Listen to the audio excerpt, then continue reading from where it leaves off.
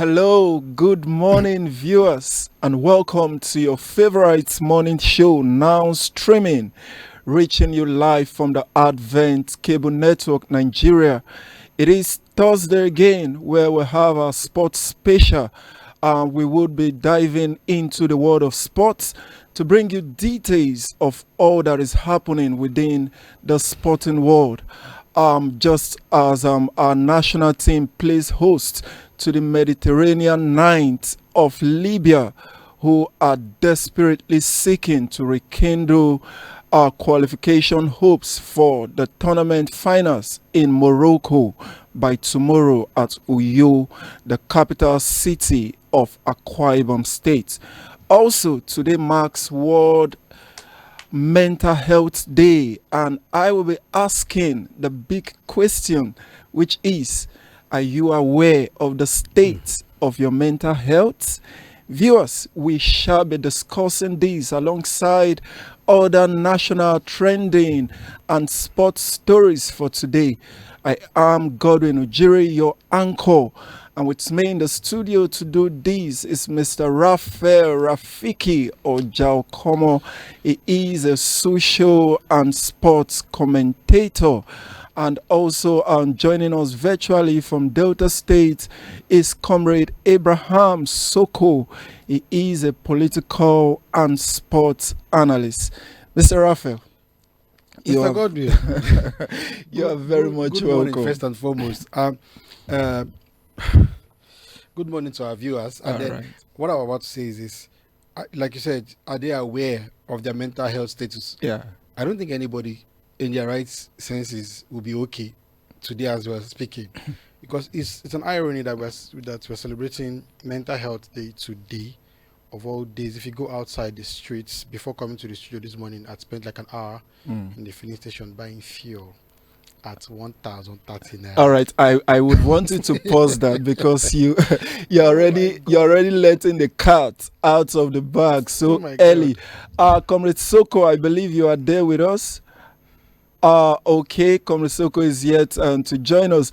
Viewers, remember you can be part of this show by calling in the number showing on your screen and also by sending your comments via our various social media platform. We are diving now into the sports segments on the now streaming show on ACNNTV. With me in the studio still is Mr. Raphael Rafiki Ojaokomo, whom we earlier introduced as a social and sports commentator. And joining us virtually from Delta State is Comrade Abraham Soko. He is a political and sports analyst. Gentlemen, welcome to our now streaming sports special for today. During the break, you rightly saw the video we watched.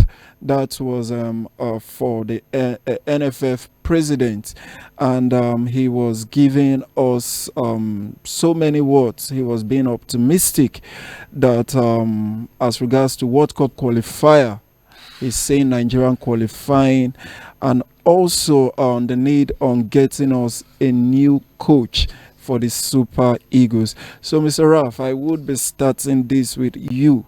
Do you share the same or similar optimism with the NFF president? For as it pertains to the coach, I don't think I want to say anything concerning that until they are ready to do that, the needful. Because in the space of how many months they signed and sacked 3 or 4 coaches. When I say signed and sacked, we just keep hearing news of the coach they signed and the coach coming to say he's not doing again. You get, so you're just going back and forth. And then for the team that doesn't have a coach or a structure at the moment, I think it's too early to come out and be promising a whole lot of things, telling the people that we can still qualify for World Cup, we'll win we promise us the title of the AFCON. I think that's a whole lot of promises to be making to Nigerians when you've not even done the required, which is hiring, not just hiring a coach. Hiring a coach and hiring a good coach are two different things entirely. So hiring a good coach who has a plan for the team You know, so what's his name? Aliou Cisse of Senegal resigned last week or Yeah. thereabouts, and somebody said, "Why would you let a coach like this go for somebody who has somewhat affected your football so positively that I think it was last year that Senegal won everything that was in their path from the under 17, under 20, under 23, even the Chan, that's the local team. And when they came for the AFCON, yes, even though they didn't win the AFCON, if you check, you will notice that the players that did well from the 17 to the Chan were somewhat selected to form the part of what's it called, the AFCON team. And the coach has done well, has given you a structure that you can work with and that will work with for that would work for you for years. Those are the kind of people that we're looking at that will come to the Super Eagles and help. Nigeria used to be very good with age grade competitions from under 17, under 20, but now we can't say the same again because they go for tournaments and nobody even hears. The next thing you hear that Nigeria is out or we don't even qualify at all. Qualifying was not even a problem for us. We qualify at ease or with ease rather. So I think it's too soon to be promising Nigerians all this. First and foremost, get your acts together, get us a good coach. When we have a coach that has a plan, then we can now start talking about maybe qualifying or not. For now, we should focus on the game at hand. All right, we hear you loud and clear. Focus on the game at hand. Before we go to our virtual guest, please, I will be taking now the newspaper a review, or that is a Punch Sports Extra for this morning before we commence fully on the discussion segment. And the Punch Extra is leading with this. It says "Home Sweet Home," and it has a kicker there that says Amokachi Amunike Finidi spearhead international MPFL Doggett takeover. And you see clearly the picture of Finidi there.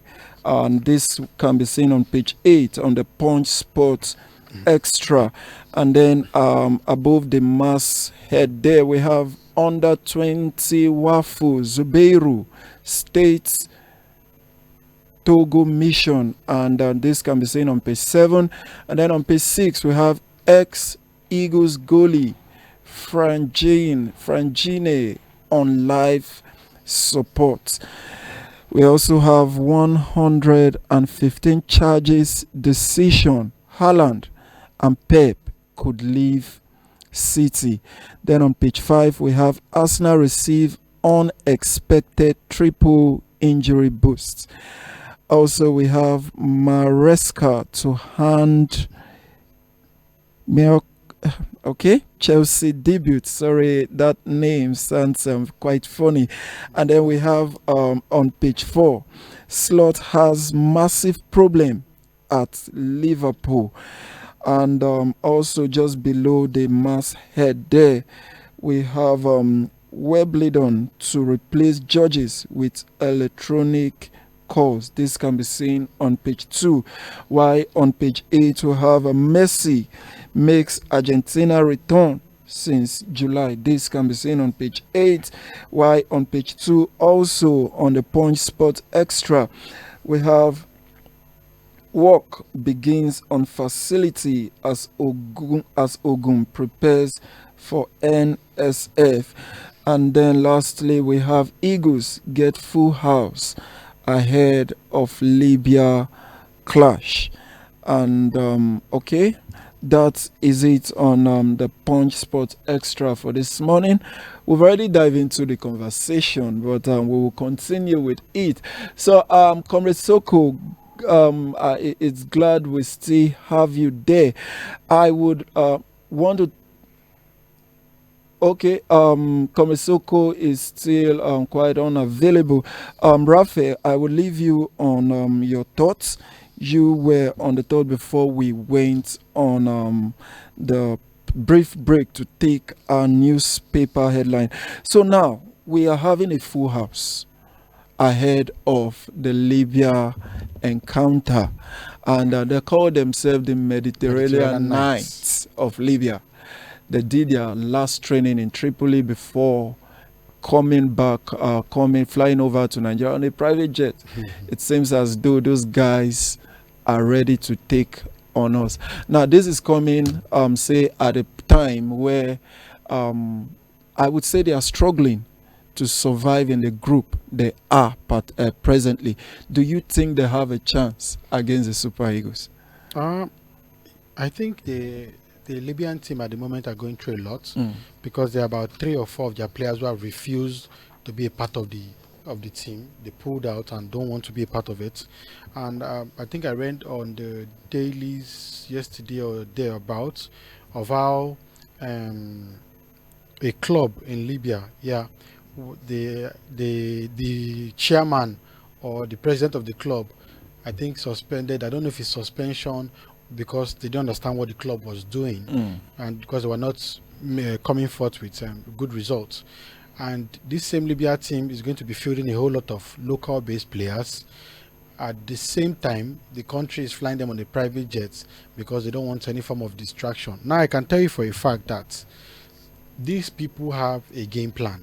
Okay. Even though the coach has come up to say their plan is to come up with a draw, knowing fully well that getting a win against Nigeria might be very difficult.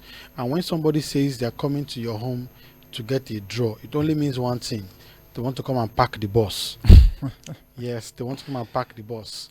Now, the question I want to ask is, do we have those players that can unlock the defense in the event that these people actually came to pack the bus? At the other hand, let's not also forget how Pep plays his mind games, telling you how good you are as a team, how they cannot match you, oh mighty that, only for him to come and dissect you from all corners.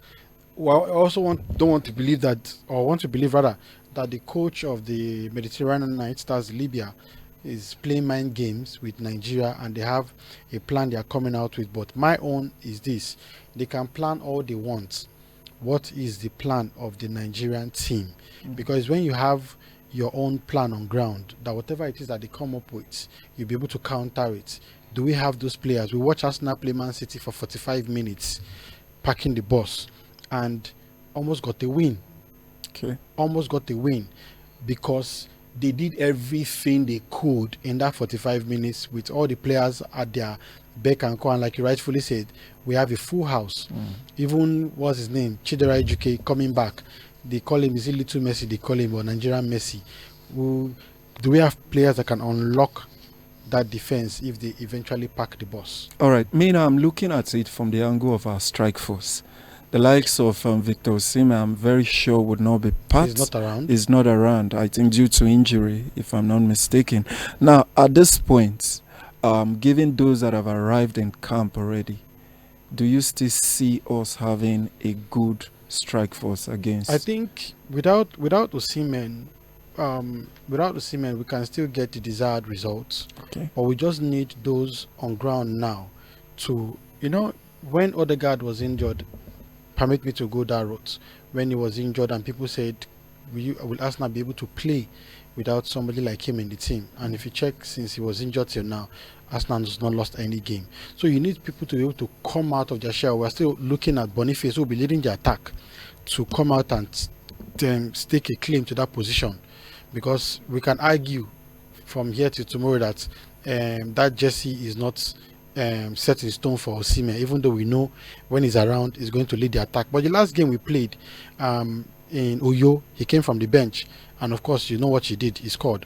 So I think Boniface is still here to convince Nigerians that he's that good. He scores in Leverkusen quite alright, but we want to see the same being replicated in the Super Eagles. So you have Boniface, you have Lukman, you have most likely Simon in the attack, playing tomorrow,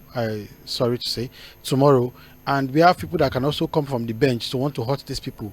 Chikwueze, Chidera Ejuke. This is when they need to stake the claim to that position, or that shirt that has been given to them, to say, Osimhen being here or not, we can still deliver the goods. All right, thank you so much, Mr. Raphael. We hear you loud and clear there. Just now to ask, although you've commented from the very start, I'm still going back to the case of the NFF president that is promising us an AFCON ticket. is that really something that comes easy? And also a World Cup ticket. Do you think we are fully prepared for this encounter? Someone who is promising you such would definitely have something in the works. Mm. And what I mean by something in the works is you have a coach who has a structure, and when the coach comes in, you can see that this structure is working. At the moment, Nigeria is, I think, we are fourth on the table for the World Cup qualifiers with 3 points or 4 points, if I'm not mistaken. And we have South Africa ahead. We have Benin Republic ahead, and I think 2 other teams. We couldn't even beat Lesotho and Zimbabwe, and we couldn't beat Rwanda in the AFCON qualifiers. Mind you, we still have a double header against the same Rwanda in the World Cup qualifiers. So it's too early to be promising that would qualify for the World Cup and what have you. And it's sad to say that we're discussing this because at the time when FIFA has expanded the World Cup qualifying teams, someone expects that in a group like this, Nigeria should just stroll to that World Cup. And if we don't qualify as one of the top, top qualifiers, because I think there's still space for best qualifier losers. That position would go to a playoff, and not just a playoff in Africa, a playoff with other continents to see how you can qualify for the World Cup. So, like I said, it is too early to be promising Nigerians. We want to see first and foremost who you are bringing in as a coach, and what is this coach's pedigree from wherever he's coming from. Is it tested and trusted to be able to lead the team to where they want to go to? All right, thank you. I was spoken so much on this team, and yet I don't know. My major focus is on seeing Nigeria victorious either tomorrow and in the days to come. But yet it seems as though there are some internal rift in the camp. Although the coach Eguavon is coming to tell us that there is no rift between Lechuku, Dede and the rest. And does this, I hope, because now remember we are dealing with the issue of mental health here. Do you think they are mentally ready to engage their opponent? I think the case of Ilechuku and Ogumodede, who are coaches of I stand to be corrected, Remo Stars. Okay. Remo Stars and I think Aqua United. I stand to be corrected because they are coaches of our local based teams. So the both teams played recently, and of course, you won't take away the fact that if there are things that happens on the touchline, it will definitely lead to a face out. I think they had the face out when their teams met. From what I read in the dailies, Ogumodede was stating that Ilechuku's reaction is just as a result of your team losing. Of course, when your team lose, you don't come out smiling at all. So, and also making us understand that is not going to affect their relationship with the national team, because both of them are the assistants to Eguavon on the national team front. So I don't think there should be a problem. The fact that you are my friend, you're my friend and we play in Barcelona together or play in Real Madrid together, doesn't mean that when we now go back to our national team to play football and you play for Nigeria, I play for Spain, and then Jonas, I don't know if you understand. Very well, I get you. You understand? So they have gone to their what's it called? They play in their different clubs, and they were at loggerheads there, but now they are coming to play together in their country. Of course, they will throw away that rivalry of the Real Madrid and the Barcelona to come take the Spain for national. Do you understand? Definitely. So if they bring that rift from outside and bring it into the Super Eagles, then they need to check their mental health if it's in place. But I don't think it's going to be a problem. All right. This issue of mental health, sincerely, it's a very good one for us to look at. And now we're looking at a coach about to face a strong opposition, if I may use that word, because in the world of football, no team there is no minus there. Now look at it from this angle, because I am more into this mental health thing this morning, where NFF president is still in the market looking out for a coach for the Super Eagles. as against what we presently have. Do you think Austin Eguavon is set for all of this? One thing that Austin Eguavon has been able to put in place is that, or let people know, is that he will do his best, given that the job he's doing right now is the job of an interim manager. He will do his best to give the country the desired result at this point in time. Some people would have said, since I'm not the main person, I'll just do anything I want to do. But at the same time, your name is still at stake to be able to get you to where you want to go to. So if there's a place of that statement that the NFF president is making, some people would have been under pressure to want to deliver at all costs, hearing what he's saying.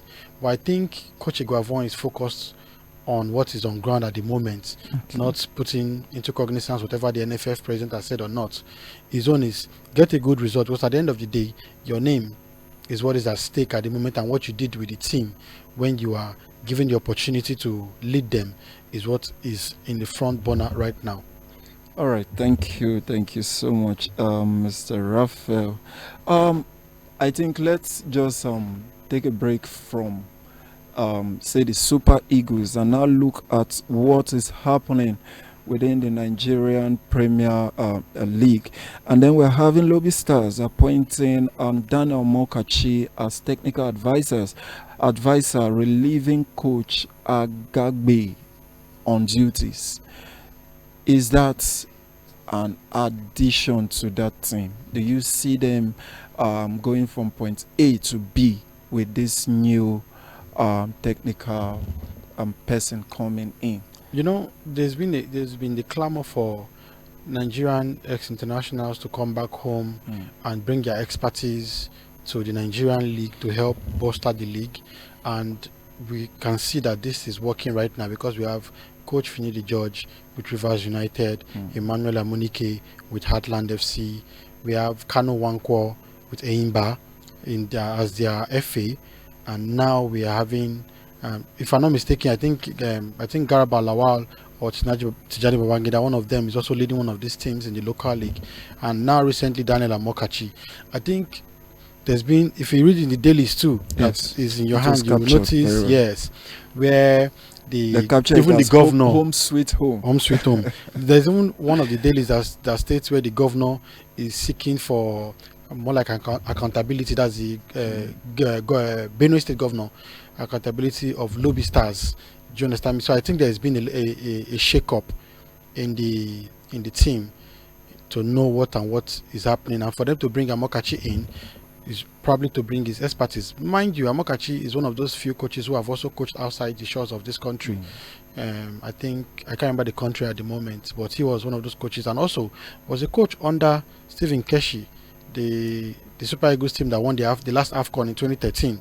Okay. So I think it is a welcome development that our international players who applied their trade and succeeded in the past are coming back to bring their expertise, instead of just pushing for the national team. Come to the local league, help the local league grow, and from there we'll now see how we bring you in. I think it's a good one in the right direction. All right, thank you so much. I love the fact that you said it is a good one in the right direction, and it will help the local league to grow. Now, not just from the technical angle, let's now look at it from the angle of players whom have succeeded on the international stage and yet are coming back to make good braces for their club, and the likes of the Kano Pillars, where we have the person of Ahmed Musa almost scoring an hat-trick, if not that the penalty he took went straight up to hit the bar, but he helped Kano Pillars to secure victory against Sunshine Stars. So your take on that particular match? I think we'll still go back to that headline again that says home sweet home. Yes. Ahmed Musa is home because he just went back to his former team, a team where he also, mind you, made history were helping them to win the MPFL at some point in time. I also was the top scorer in the league before he went abroad, and he has come back. Not only him coming back to Kano Pillars, Abdullahi is also in that team, and he's not only just coming back. That's what I was trying to say. This guy is coming back with their experience. Everybody must have said, Ahmed Musa is a finished product and so on and so forth. This is somebody who you might have looked at is finished, coming back to give you almost had an hat trick. Yeah, Almost had an hat trick for the same kind of players that we've seen struggle for some time now. So I think it's a good one. And other players who might not be getting some game times abroad, instead of just staying and maybe warming the bench and staying and they terminate your contract and so on and so forth, coming back home to come and make some. The Brazilians do it when they get to a certain stage in their career. They all go back home to one of the teams there and play football there. The Argentines do it. The South Americans mostly do it. They go back home, play some games, play with some things, and then retire. By that, what you're doing is improving your stadium attendance of what's it called, fans coming to see Ahmed Musa, coming to see this player, the fan base. Do you understand me? And before you know it, we'll be getting airplays and watching these games live because our stars are beginning to come back to share their experience in the home front. All right. Indeed, I can't wait because when you were talking, I begin to envisage this countryside. What is it called? Nigerian Premier League, and envisaging them or seeing them say in 10 years from now, how would it be with this good technical team coming back, whom have made names for themselves abroad, coming back to revive, and also now we have players. I think the likes of Ahmed Musa is one of them that is leading the charge. He went out, he saw what other players saw there and chose to stay, but him himself chose to come back home. So I think that should really be commended. So we would be moving away from that now and looking at other issues. I think the NBA, the likes of LeBron and Bronny James making history as father and son do. So what is your take? And for me, before you answer that, how did it happen that the father is still playing, the son also came up as a professional basketball player, playing in the same team? I think it's how I put it now, it's discipline. It's discipline because there are a lot of sportsmen who retired early. What's it called? The coach of Brighton is just 31. Yes, and he had to retire early due to injuries and the likes. So if you have a Bronny, LeBron James, who is still playing, and his son is now playing with him, that begs to tell you that even at the stage he's still very fit to still be in the game. Mind you, him and the USA team just won the Olympic gold some few months back, if I'm not mistaken. So for him to have his son also playing with him, in football, if you check, you notice that some coaches have had the opportunity of playing with their sons or being the coach while their son is on the pitch. We have a lot of them: Zinedine Zidane, Simeone, what have you. You can name a few of them like that. So I think is a big one for LeBron James, who is still in the game. And mind you, himself and the son played on the same side. On the same side, you get. So he most likely, definitely, Bronny James knows he has a big shoe to fill. He knows he has a big shoe to fill, owing to the fact that the father is a legend in the game and is still playing at the age he is at the moment. So I think it's a good one for the family, the James family. All right. We and I believe the viewers also is hearing you loud and clear there.